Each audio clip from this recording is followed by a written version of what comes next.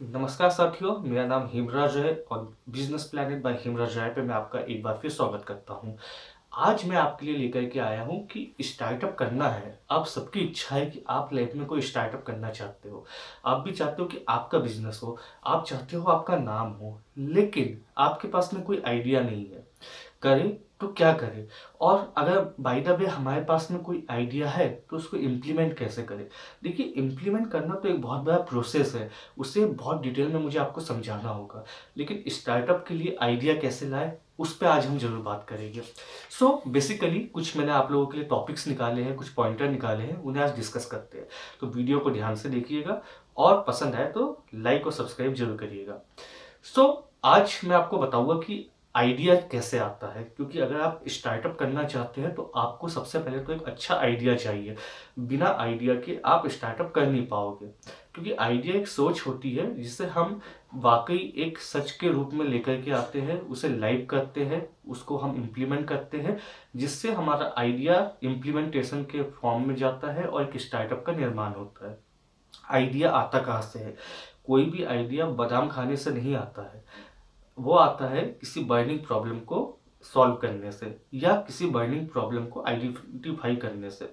तो आपको क्या करना होगा? आपको आपके आसपास में देखना होगा कि एक्चुअली में लोग किस समस्या से जूझ रहे हैं और उसके क्या क्या समाधान हो सकते हैं, और क्या हम उस समाधान को किसी सॉल्यूशन के रूप में लोगों को सर्विस या प्रोडक्ट के रूप में बना करके प्रोवाइड कर सकते हैं। और उसके लिए हमें एक उचित मूल्य ही लेना होगा उनसे। तब आपका जो आइडिया है वो आइडियोलॉजी स्टेज से निकल करके इम्प्लीमेंटेशन तक जाएगा और एक स्टार्टअप बन पाएगा। और अगर आप अच्छे से रन कर पाए तो आपका स्टार्टअप एक दिन यूनिकॉर्न भी बन पाएगा। तो मैं आपको कुछ ऐसी चीज़ें बताता हूँ जिससे आप अपने बिजनेस को अच्छा बना सकते हैं।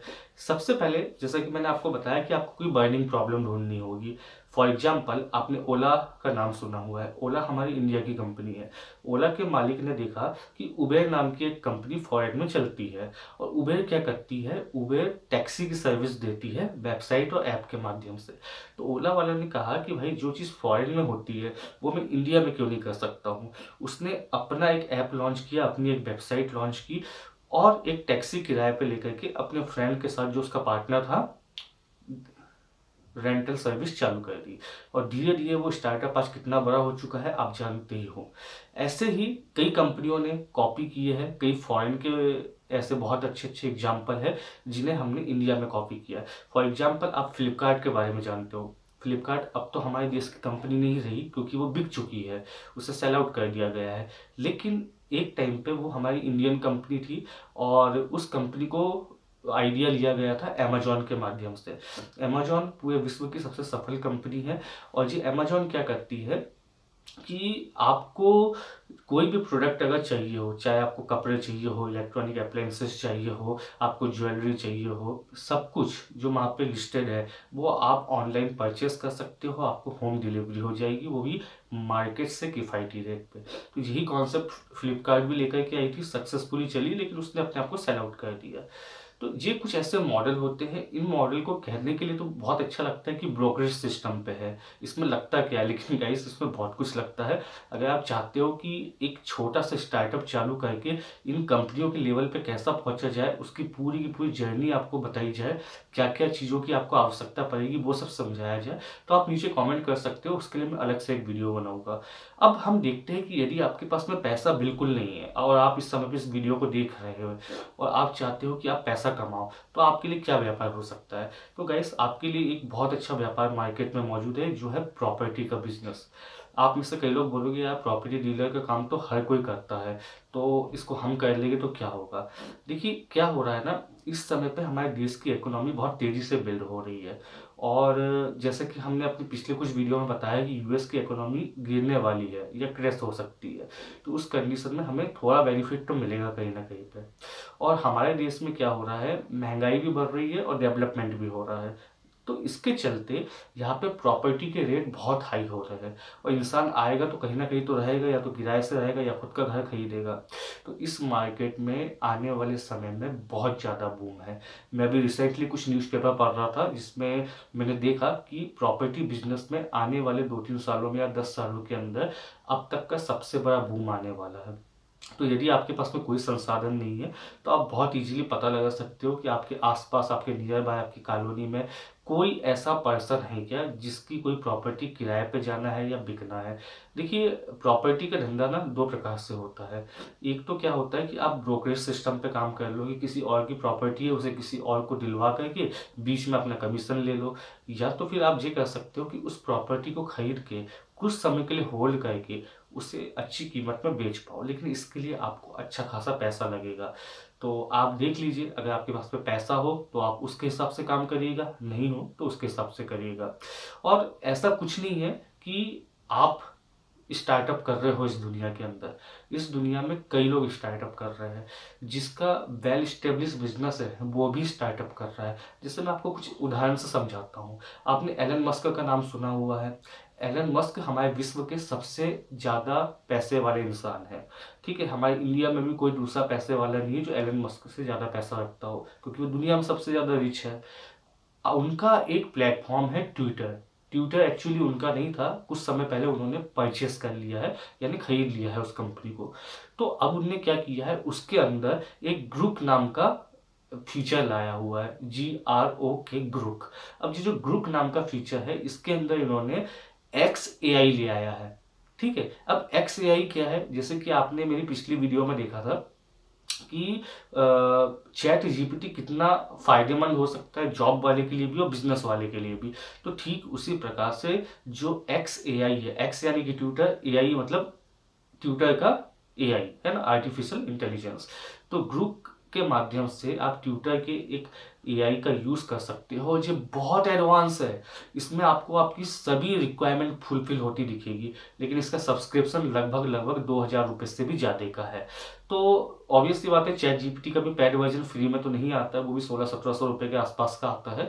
तो अब यहाँ पे क्या हुआ, यहाँ पे एलन मस्क ने जब XAI लेकर के आया तो उसकी सोच थी कि लोग ट्विटर भी चलाएंगे और यहीं पे, क्योंकि ट्विटर के ऊपर लोग कंटेंट मार्केटिंग करते हैं, तो यहीं पे बिना किसी दूसरे सॉफ्टवेयर में जाए हमारे प्लेटफॉर्म का यूज़ करेंगे ग्रुप का, और अपना जो भी कंटेंट डेवलप करना है या जो भी उसको मैनेज करना है उसे यहीं से करेंगे और यहीं से शेयर करेंगे।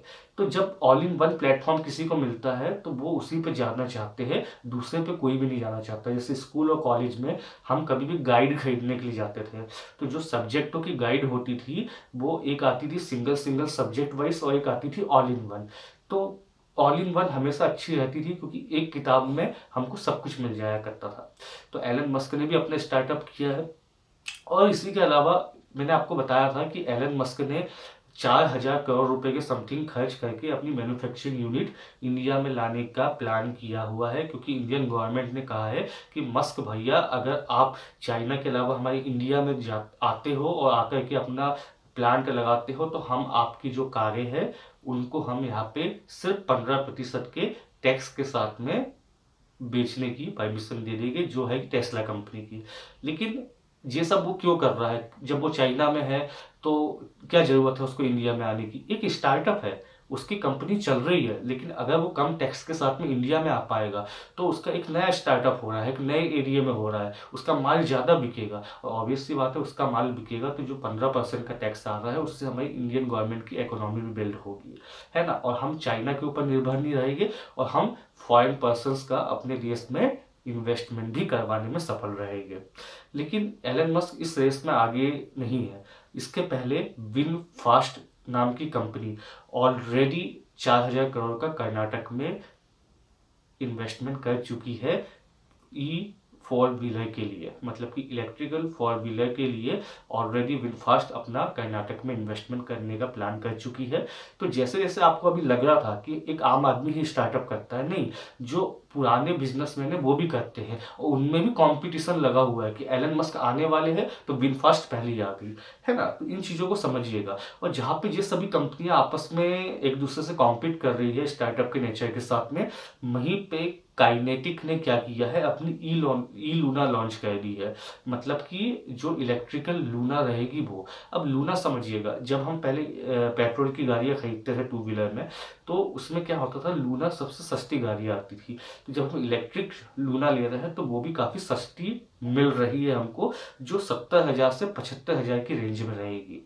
और आपको इस लूना को वैसे ही ऑपरेट करना है जैसे आप बाकी इलेक्ट्रिक व्हीकल को करते हो। इसी के साथ साथ आपको मैं एक केस स्टडी और डिस्कस करना चाहूँगा। अभी तक तो आपने बड़े-बड़े पैसे वालों की सुन ली जो वर्ल्ड लेवल पे फाइट कर रहे हैं। इंडिया की एक बताता हूँ मैं आपको केस स्टडी। आप लोगों ने ज़ोमैटो का नाम सुना है? ज़ोमैटो एक बहुत बड़ा जाइंट है जो फूड डिलीवरी देता है। लेकिन अभी रिसेंटली पिछले कुछ समय से मार्केट में ब्लिंकिट आ गया है और ब्लिंकिट ने क्या किया, सबसे पहले सिर्फ ग्रोसरी दिया करता था, लेकिन ग्रोसरी देते-देते उसने फूड भी डिलीवर करना चालू कर दिया है पिछले कुछ टाइम से। और जोमेटो के सीईओ जो है दीपिंदर गोयल जी, उनका स्टेटमेंट आया है आज मॉर्निंग में कि भैया जो ब्लिंकिट है वो नंबर ऑफ ऑर्डर के मामले में फूड डिलीवरी में हमारे जोमेटो से अगले 1 साल में आगे जाने वाला है, लेकिन रेवेन्यू में बहुत पीछे रहेगा। क्योंकि जोमेटो आप जानते हो बाकी बहुत पुरानी कंपनी है और अपने आप को मेंटेन करके चल रही है, और जब इतनी फास्ट ग्रोथ दिखाएगा ना ब्लिंकिट, तो कहीं ना कहीं पे उसको भी प्रॉब्लम होगी। और वो प्रॉब्लम ऐसी रहेगी कि उसको अपना पैसा बर्न करना पड़ेगा, मतलब अनवांटेड डिस्काउंट देना पड़ेगा, अनवांटेड ऑफर देना पड़ेगा। तो इस प्रकार की कई स्ट्रेटजी बड़े लोग अपनाते हैं। तो ये तो रही बड़े लोगों की बातें। आपको अगर स्टार्टअप करना है तो आप भी अपना दिमाग लगाओ। उनके पास पैसा है तो वो उसके अकॉर्डिंगली अपना दिमाग लगाते हैं। आपके पास में अगर नहीं है तो आप लो कॉस्ट बिजनेस के आइडिया सोचो, जैसे मैंने आपको प्रॉपर्टी का बिजनेस बताया।